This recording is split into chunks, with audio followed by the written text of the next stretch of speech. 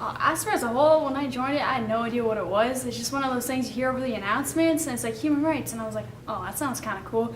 Got into the program, I had absolutely no idea what it was going to be. So I ended up going into this thing being like, what am I even going to be doing? And then it turned out that I got to meet a whole bunch of wonderful people. I got to become friends with a whole bunch of wonderful people. I got to expand myself in my own community because with my volunteer hours, I got to be even closer with the people that I see every day. And then with the classwork, the things I thought I knew, I got to know better. So for a program I had no idea what I was getting into, it turned out to be a pretty good experience, I'd say. I thought I knew what the Holocaust was, and I thought that I had a pretty good understanding. I thought I had a good emotional capacity of what it was. I walked into that museum today and I heard the German anthem going off in the background. You walk in and it hit me. I was like, man, I had no idea that I was gonna get in that museum.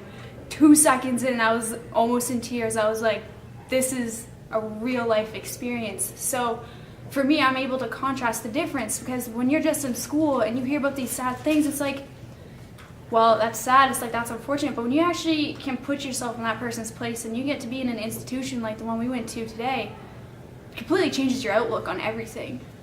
So for me, it's completely changed everything. Yeah, I was pretty moved by it.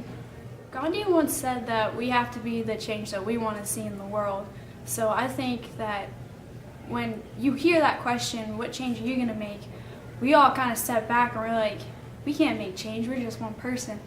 But if you stand up for one person, or if you're able to even just change your outlook on the way that you see things, even in small forms, because eventually it'll pass on. I think that the words of Gandhi are pretty wise ones. I think we should all live by it.